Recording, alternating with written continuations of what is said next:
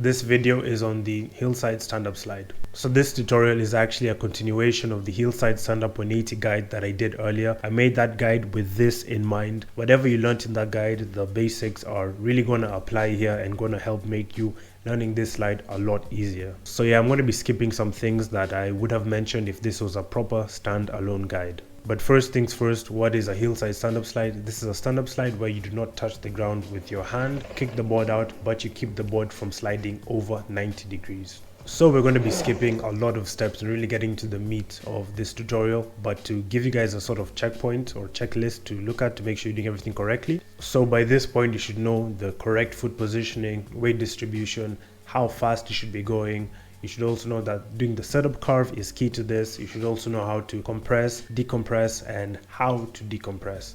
And we're really going to be picking up this slide after those things. So yeah, after you do your setup curve, after you start decompressing, and when you start really initiating the slide, there are a few things you're going to be doing differently from the 180. The first is, instead of really rotating your shoulders into the slide, step 4.2 will be pointing your shoulders where you want to go.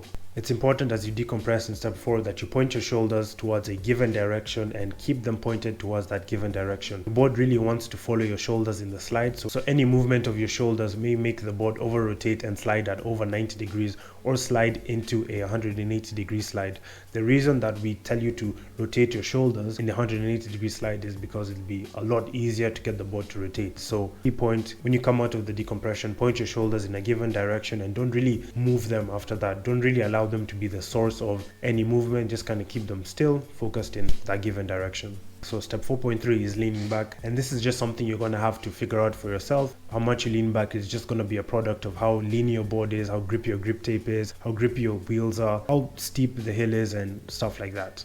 But this is a really important step. Leaning back is going to allow you to fight back the resistance of your board and really keep it sliding. It's really key. And then you're also going to want to lean back more over your front foot than over your back foot. When you're doing the 180 slide, it was more in the middle, but this time it's going to be more over your front foot. And remember, keep your knees bent a little bit. This is going to make it easier to sort of lean back and also sort of fight back your board, when it's sliding. Kind of hold it there. So yeah, keep your knees bent a little bit.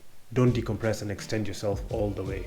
And now step 4.4, the kick out. So instead of using our front foot as a pivot and pushing the board all the way around as we did with the 180 degree stand-up slide, this time we're only really pushing our back foot out to a shallow angle and maintaining a lot of pressure on our front foot. So yeah, with about 60% of weight on our front foot and about like 40% of weight on our back foot, as we come out of the decompression, we start kicking and pushing out our back foot.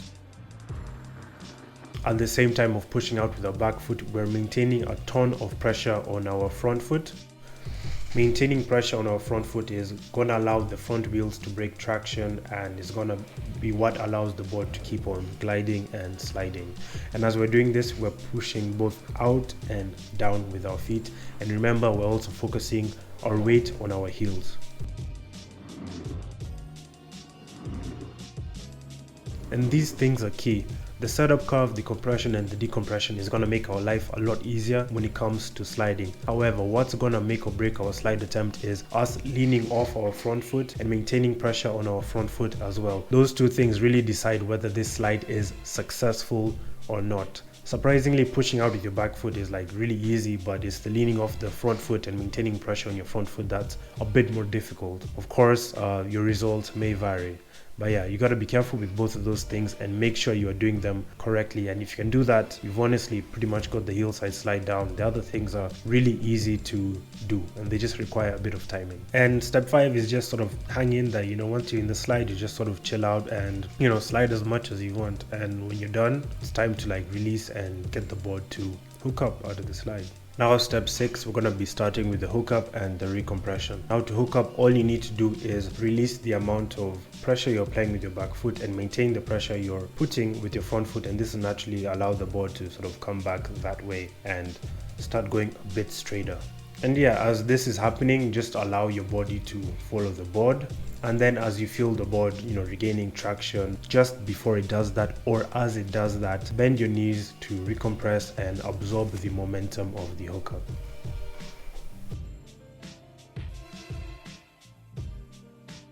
And yeah, you've successfully done a hillside stand-up slide, and it's that easy.